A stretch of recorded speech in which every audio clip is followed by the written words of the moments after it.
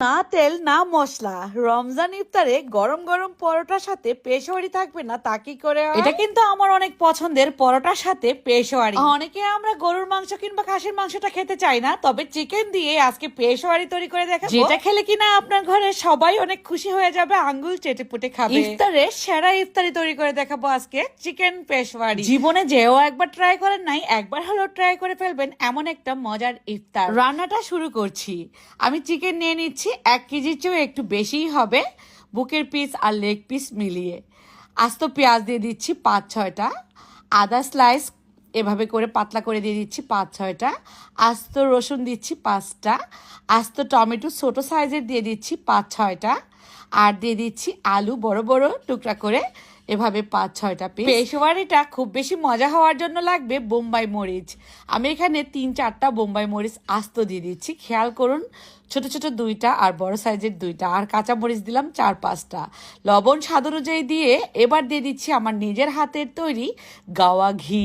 Authentic স্বরের এই দানাদার গাওয়া ঘিটা দিয়েই রান্না হবে আমাদের আজকে চিকেন পেশোয়ারি। আপনারা কিন্তু দানাদার এই ঘি আর শাহি গরম মশলাটা আমাদের কাছ থেকে পেয়ে যাবেন, উপরে নাম্বার দিয়ে দিচ্ছি, শুধুমাত্র কল করে ফেলবেন, পৌঁছে দিব আপনাদের বাসায়। তবে এই রমজানে কিন্তু আমরা অনেক ধরনের ডিসকাউন্ট দিচ্ছি, আপনারা কল করে ফেলবেন, পৌঁছে দিব আপনাদের বাসায় আমাদের প্রোডাক্টগুলো।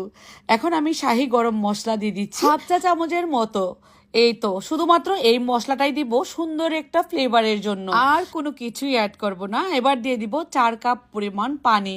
যেহেতু 1 কেজির উপর চিকেন আছে, সেই অনুপাতে পানিটা দিব। এটার ঝোল দিয়েই কিন্তু পরোটা খেতে দারুণ লাগবে, আর সম্পূর্ণ রান্নাটা হবে একদমই লো হিটে। খেয়াল করুন, ঢাকনাটা দিয়ে দিচ্ছি, ঢাকনার ফুটাটাও বন্ধ করে দিচ্ছি।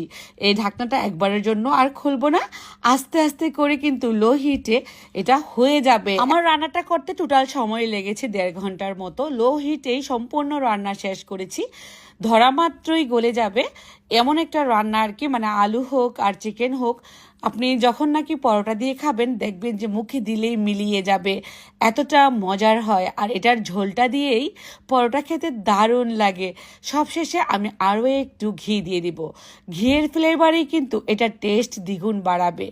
আমরা যারা এই পেশোয়ারি খেয়েছি গরুর গোশত কিংবা খাসির গোশত বা চিকেন দিয়ে অনেকেই খাই না, তবে চিকেন দিয়ে একবার হলো ট্রাই করবেন এই রমজানে। আপনারা নান রুটি বলেন, বসনিয়ান পরোটা বলেন, আর এমনিতেই পরোটা বলেন না কেন, যে কোনো কিছুর সাথে খেতে এটা দারুণ লাগে। আমার শুধু একটাই রিকোয়েস্ট থাকবে, এবার রমজান ইফতারে একদিন হলো এই রান্নাটা ট্রাই করে ফেলবেন। না মশলা না তেলে রান্নাটা অনেক বেশি